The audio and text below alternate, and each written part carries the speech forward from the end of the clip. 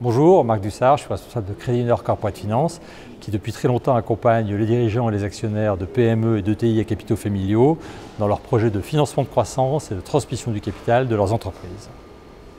Alors les formes de transmission les plus adaptées aux PME et ETI. Tout dépend bien entendu des caractéristiques à prendre en compte.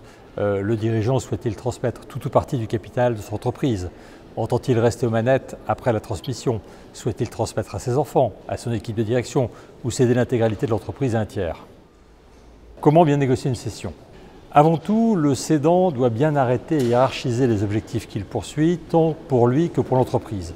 Le prix qu'il en attend, la confiance qu'il accorde au repreneur pour assurer la pérennité de l'entreprise et l'organisation de sa vie d'après, pour ne citer que les éléments les plus importants. Quels sont les risques lors d'une transmission?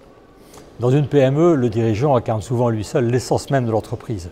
Tout changement à la tête comporte donc des risques qu'il convient de bien mesurer afin d'en atténuer l'impact. Y a-t-il un bon moment pour transmettre son entreprise? Au-delà des aléas conjoncturels, c'est toujours le bon moment dès lors que deux facteurs clés de réussite sont réunis. D'une part, un dirigeant actionnaire farouchement décidé à entrer dans un process qui est long et aléatoire, et d'autre part, des perspectives pour l'entreprise clairement dessinées qui vont motiver les acquéreurs. Le profil type du bon repreneur, c'est bien entendu celui qui permettra à l'entreprise de continuer son histoire, ce qui est très légitimement un des enjeux majeurs pour le cédant. La compétence managériale et les moyens financiers sont évidemment incontournables. Les particularités de la transmission familiale. D'une part, on ne peut transmettre une entreprise à l'un de ses enfants que si l'on est intimement persuadé qu'il fera un très bon chef d'entreprise, sinon c'est un cadeau empoisonné. Deuxièmement, l'entreprise représente souvent un élément majeur dans la valeur du patrimoine. Dès lors, comment transmettre l'entreprise à l'un de ses enfants sans léser ses autres enfants? Quel accompagnement préconisez-vous pour une transmission d'entreprise? Transmission d'entreprise est un process complexe qui demande la mise en jeu de compétences, d'ingénierie fiscale, patrimoniale, financière, d'évaluation. Le maître mot est donc de se faire accompagner par un conseil qui pilotera ces différentes compétences et permettra au chef d'entreprise de rester concentré sur la gestion de son entreprise.